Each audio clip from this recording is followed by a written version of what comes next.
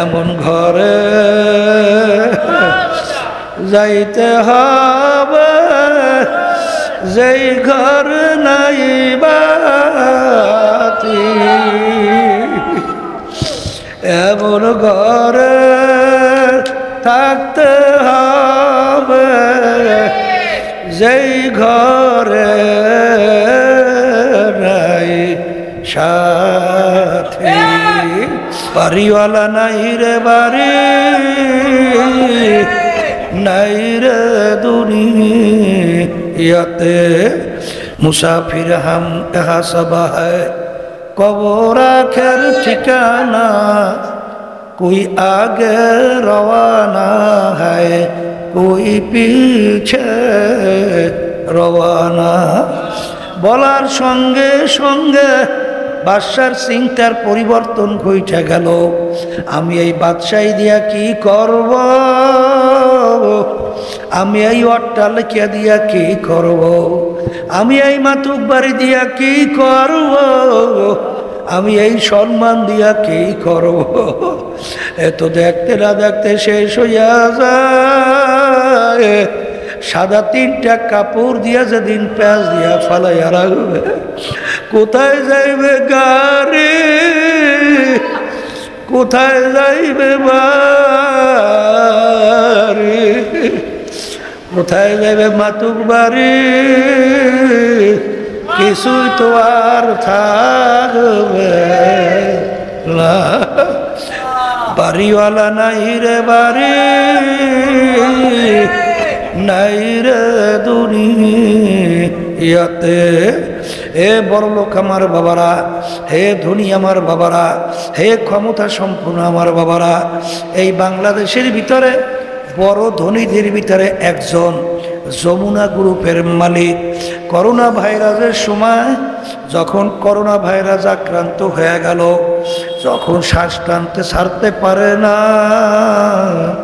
তখন ডাক্তারকে ডাক দিয়া বলে, ডাক্তার তুমি যদি আমার শ্বাস টানা ছাড়ার ব্যবস্থা করতে পারো, কলম কাগজ নিয়ে আসো, তোমাকে আমি সমস্ত সম্পদ লিখে দেব। কই আর তো শ্বাস টানা ছাড়ার ব্যবস্থা করতে পারে নাই। এ দুনিয়াদার পাগল আমার বাবারা, বলকের বাদশাহ ইব্রাহিম বিন আদহাম রহমাতুল্লাহ আলাইহি, বলকের বাদশাহ মুসাফির বলে, বাদশাহ রে আপনার এই মুসাফির খানায় আমি একটু থাকতে চাই। বাদশাহ বলে, এইটা আমার স্থায়ী বাড়ি, এইটা আমার রাজ সিংহাসন, এইটাকে বানাইছো মুসাফির খানা, আমার তো ইজ্জত নষ্ট করছো। মুসাফির বলে, বাদশাহ বলে মাপ চাই, কোনটা স্থায়ী বাড়ি কোনটা মুসাফির খানা? বাড়ির দরজায় ঘর দেখছো দেখছি, ওইটা হইল মুসাফির খানা। হজরত ওইটার পরিচয় কি? রাস্তায় পথিক চলতেছে, অস্থায়ীভাবে রাত্রি যাপন করলো, আবার উঠা চইলা গেল, এরকমভাবে অস্থায়ীভাবে আসে যায়, তাকে বলে মুসাফির খানা। স্থায়ী বাড়ি কাকে বলে? যেখানে সব সময়ের জন্য মানুষ থাকে। তখন মুসাফির বলে, বাদশাহ রে তাইলে দুনিয়া সৃষ্টির পর থেকে মনে আপনি এই বাড়িতেই আছেন। তখন বাদশাহ বলে, ওরে ফকির, আমার আগে ছিল আমার আব্বা, সে কোথায়? সে তো কবরে। এর আগে আমার দাদা, সে কবরে। বলে তারা কি আসবে না? বলে না, কোনোদিন আসবে না। তখন ফকির ডাক দিয়া বলে, মুসাফির বাদশাহ রে আপনি মনে হয় চিরজীবন থাকবেন। তখন বাদশাহ বলে, হে মুসাফির, মানুষ মরণশীল, কুল্লু নাফসিন যায়িকাতুল মাউত, মানুষ মরণশীল, আমিও একদিন দুনিয়ার থেকে বিদায় নিয়ে চলে যাব।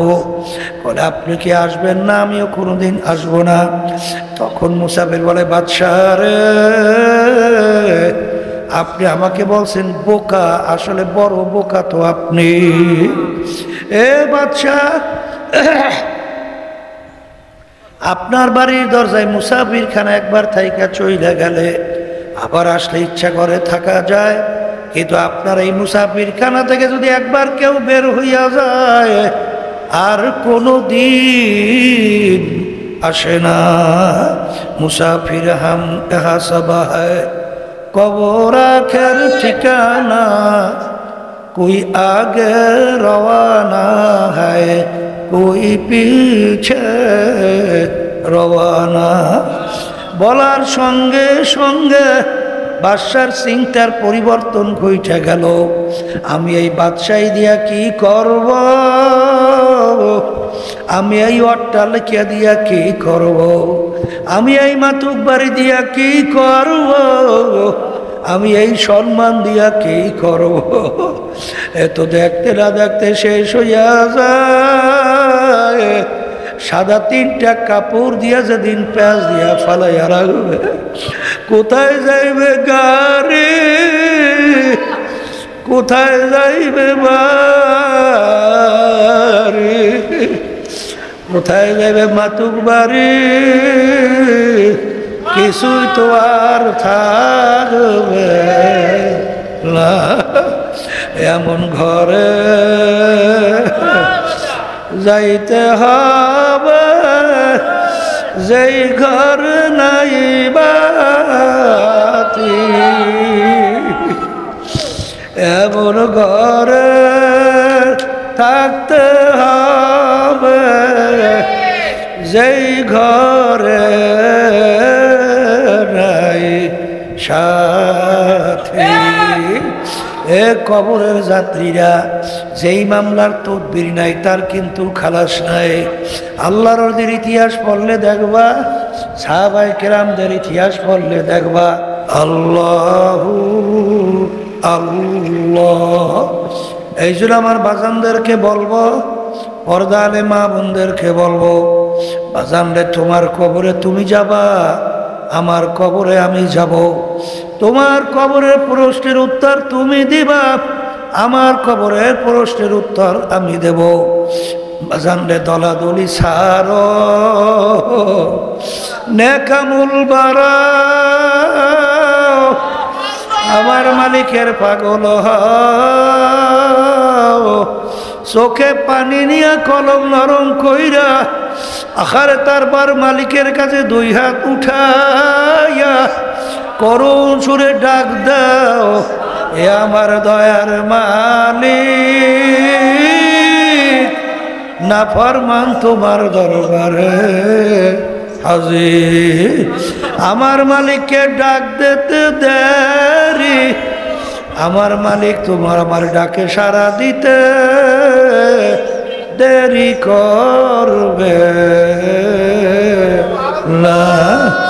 এ দুনিয়াদার পাগল, আল্লাহ রাসূল সাল্লাল্লাহু আলাইহি ওয়াসাল্লাম বলেন, কবর তোদেরকে দৈনিক ডাক দেয়, হে আব্দুল করিম, হে রেজাউল করিম, আনা বাইতুল ওয়াহদা, আনা বাইতুল যুলমা, আনা বাইতুল যুর। আমি একাকির ঘর, আমি অন্ধকারের ঘর, আমি পোকামাকড়ের ঘর। আল্লাহর বান্দারা, পর্দা আলে মা বোনেরা, তাদের পিছনে পইরা জীবন শেষ করলাম, আল্লাহ তারা কিন্তু আমার কবরে কোনো কাজে লাগবে না। সন্তানরা যদি দিনদার না হয়, তোমার আমার কবরের পাশে যে একটু সালাম দেবে, দোয়া করবে, তাও বুঝি কপালে জড়বে না। এমন জীবন তুমি করো হে গঠন, মরণে হাসিবে তুমি, কাঁদিবে ভুবন। আল্লাহুম্মা আমিন।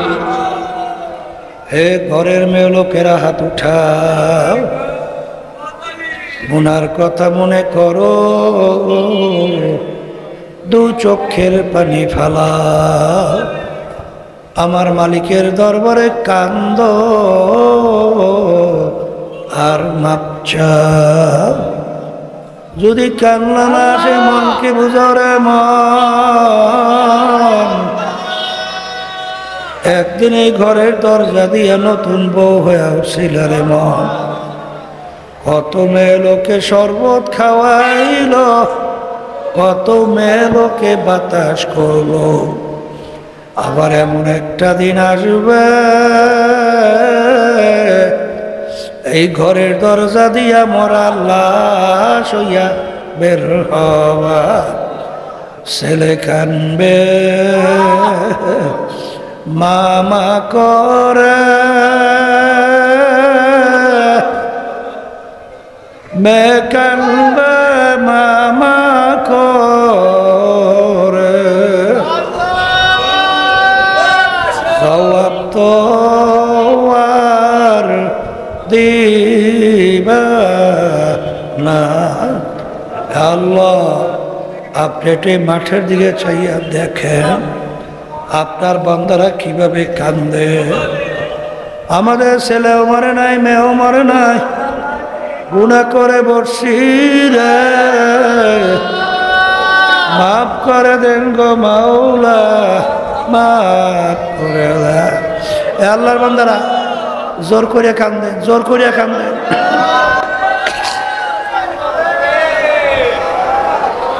সন্তান মারা গেলে চোখে পানি আসে, সম্পদ নষ্ট হয়ে গেলে চোখের ভিতরে পানি আসে। তোমার আমার গুনার কারণে জাহান্নামের আগুন জ্বলছে, জাহান্নামের আগুন চোখের পানি ছাড়া ঠান্ডা হবে। আল্লাহ যাদের ছেলে মাহফিল হইল, চেষ্টা কাটনি সাহায্য করলো, আমরা যারা মাহফিলে উপস্থিত হয়ে গেলাম, সবার উপরে খাস মেহেরবানি নাজেল করেন আল্লাহ। আমাদের আম্মা আব্বা আত্মীয় স্বজন যারা কবরে শুয়ে রয়েছে, সবার কবরকে বেহেশতের বাগান বানায় দেয়, মাহফিলকে হেদায়েতের জরিয়া বানায় দেয়। সুবহান রাব্বিকা রব্বিল ইজ্জাতি আম্মা ইয়াসিফুন ওয়া সালামুন আলাল মুরসালিন আলহামদুলিল্লাহি রাব্বিল আলামিন।